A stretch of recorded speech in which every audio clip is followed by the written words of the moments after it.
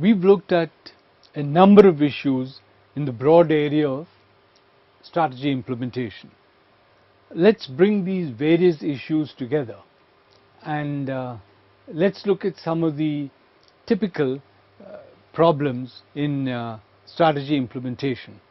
These are common problems which are faced by a large number of organizations.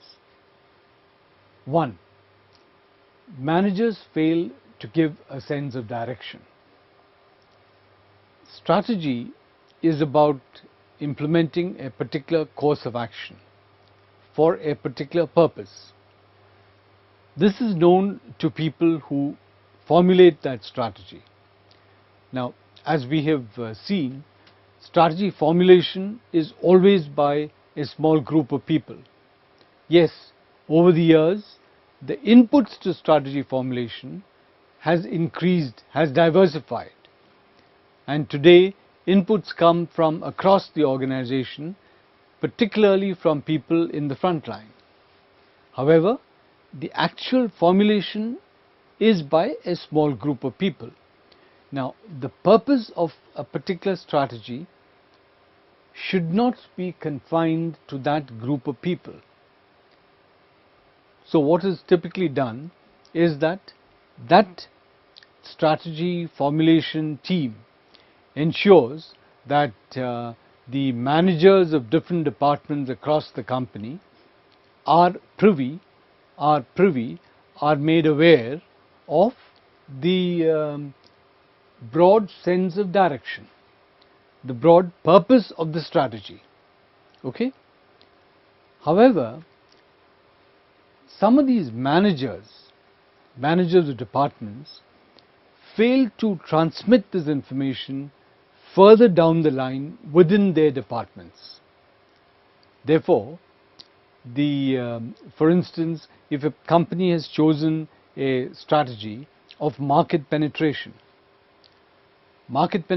means sticking to the current market with the current range of products, right? That's the strategy. Now, the marketing department head knows this is a strategy, and he has passed that on to various people within his department. However, the publicity department head, the public relations department head, does not know that this is the strategy. Okay? He does not know. The public relations head has not passed on within his department. There may be 3 or 4 people within the department. He may have not passed on this information to those people. So when they interact with the public, they are not able to give adequate reasons for why the company is not expanding its market presence. So the company is not doing that for strategic reasons. However, because they do not know this is company strategy, therefore they are not able to adequately respond to the public.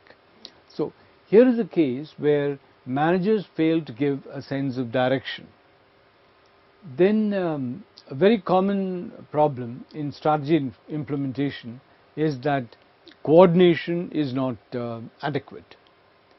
As we saw in earlier this session, for instance, as well as in some of the earlier sessions, the organization has a particular structure, and various departments within the organization must work together in implementing strategy. However, the coordination between departments is a very weak area in many organizations. Each department is very strong in its own area, but coordination between departments is weak. Therefore, the strength of each department does not build up to strength of the company. It's a case of 1 plus 1 plus 1 being not more than 3, but being less than 3. Okay, right. Now we come to the issue of forecasting. You will recall in the session on network analysis, we had said we need to forecast what is the time period which different activities would take, right? And we need to forecast also the kind of resources that the activity would require. However, it's very common that in practice an activity takes longer than expected. If one activity takes longer than expected, then many connected activities which can start only after this activity is over are also affected. Hence, the entire chain of activities is affected. Now, what a department should do, if it anticipates that a particular activity is going to take longer than originally estimated, what the department should do is to inform related connected departments that this is the case, so that they them can in turn make adjustments. However, this is rarely done, and therefore the fact that activities take longer than expected, which is not surprising, this unfortunately derails the entire process. Now, the information system. We've in one of the earlier sessions looked at how important the information system is in an organization, right? The information system provides data which is required by various kinds of people within the organization in the form in which they can best assimilate it, right? This is the purpose of the information system. But very often, again for historical reasons, because most companies started off in an age when the amount of information available was much less than today.